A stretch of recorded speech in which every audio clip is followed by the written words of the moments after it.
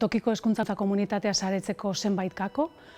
Gako horiek ezagutza inportantea da, eta aztertu ditugun nazioarteko esperientziak, baita guk bideratu ditugun prozesuak eta horien ebaluazioak, eta hortik jasotakoak biltzen saiatu gara liburu horretan. Liburu hori izan da pixka eta abiapuntu jardunaldi honena, eta horren inguruan bildu ditugun esperientziak ere, eta esperientzietatik etorri diren ideiak ere garrantzitsuak izan dira, pixkat espazio honetan esperientzien elkartrukerako eta elkarrekin prozesuak hobetzeko aukerak ikusteko, ezta?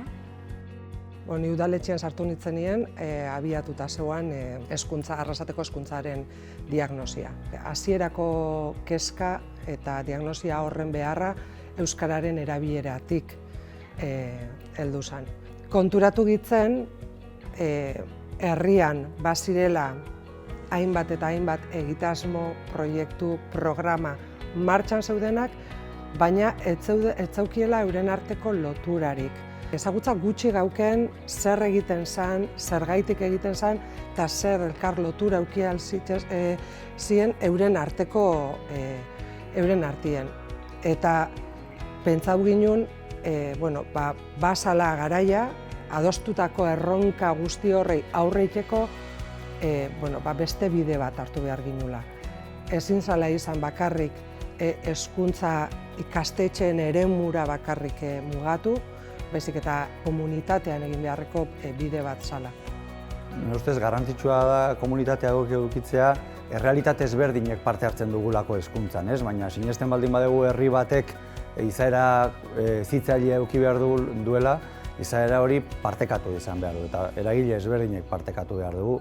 Hau da, mahai baten inguruan jarri, ezagutu beste eragile guztiak, hezkuntzan eragile asko gaudelako, haien diagnostikoak ere ezagutu, eta gero helburu amankomun batzuk jartzea, ez? Guretzat ezinbestekoa da, hasteko guzti honetan sinestea, eta herri hezitzailearen filosofia honekin konektatzea, ulertzea filosofia honek eskaintzen digula marko bat edo aterpe komun bat herriko hezkuntza komunitatea beste modu batean saretzeko. Horretarako behar ditugu espazioak, sortu behar ditugu espazioak hezkuntza komunitatearen parte garen guzti horiek elkartopatzeko, elkar ezagutzeko, elkarri kontatzeko zertan aritzen garen eta nolabait elkarrekin gure herriak zertan eztea nahiko luketen erabakitzeko eta hezkuntzan ditugun herri erronkak definitzeko.